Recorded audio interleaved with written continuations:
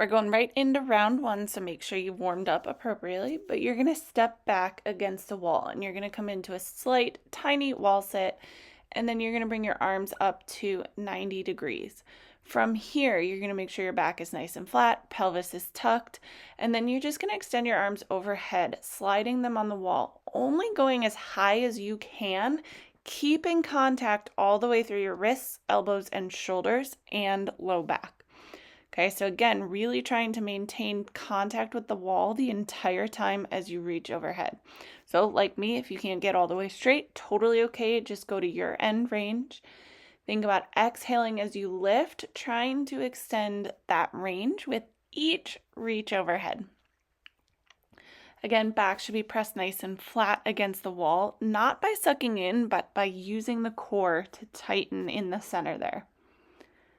Okay, so those nice angel wings are working for us. Then you're gonna grab some version of a slider. If you're on a slick floor, maybe it's your socks, maybe it's paper plates on a carpet. You're gonna lie down on your back with your heels on your sliders.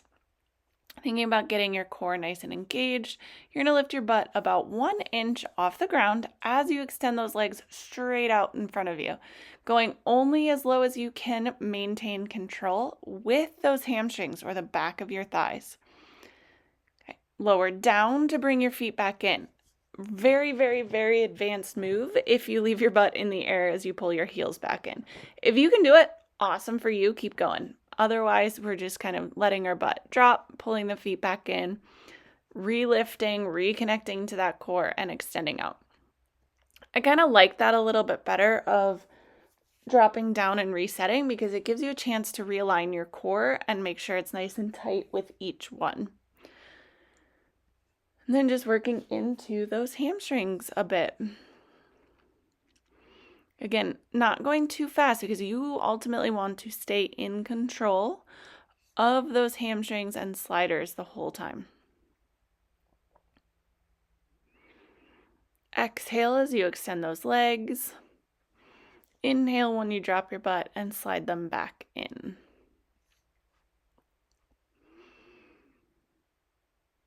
Okay, from here, you can grab some weights if you want. You can also do this body weight. We're going to go this one against the wall. You can do it from the floor. That's where the weights might come in handy a little bit more so than on the wall. But you are going to go Y lift. So your arms are at 45-degree angle. You are flush to that wall. And then you are thinking about shoulder blades towards opposite back pocket, feeling this right along the bra line. Okay, really trying to get that mid-back nice and lit up. All right, another one where you can grab weights if you'd like. We're going to go hinges. So feet are about hip width apart. Knees are going to stay over your midfoot as those hips go back behind you. Really letting your sit bones open. Back stays in line with your spine. As you stand, hips straighten before your knees. Using the core to lift the front of the pelvis, making sure you're not over thrusting at the top, so you're not shoving your butt forward and sticking your belly out at the top. Just coming up nice and tall and straight. Exhale to stand. Good, nicely done. So again, you can be doing this body weight, you can go heavier, whatever you have available works. You can even use a band for those as well. You can step on it and then use the band in your hands. Okay, so now I'm going to come into a plank on the wall. This one's going to be a little more challenging to see. But once you're in that plank position with your elbows right under your shoulders, you are going to lower your chest towards the wall, thinking about the shoulder blades gliding towards each other, towards the spine. And then as you push away from the wall, you're thinking about pushing into the armpits, letting the shoulder blades glide around the side of your body, making sure you're not rounding through that upper back as you push away. You're keeping it nice and flat, and you're just kind of pushing from the armpits. Okay, from here, I have a band attached about halfway on my thing. So when you come into this half kneeling position, it's essentially going to be at belly button height, somewhere between belly button and chest height. You're going to be in a half kneeling position, making sure pelvis is tucked if necessary so that it's directly underneath the rib cage.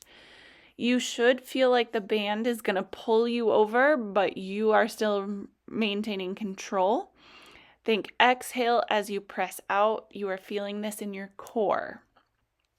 If you need to, go ahead and drag that front foot back. Pretend it is stuck there with super glue.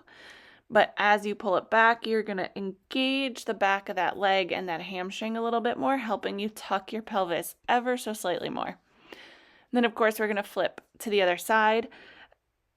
I try really hard to grab the band in the exact same place before I switch sides, just so I know the tension is nice and equal. Okay, and trying really hard to place my knees in the same position as well. Good. Exhale. Press out. Hips are directly under the rib cage. You're not flaring the rib cage or arching the lower back at all.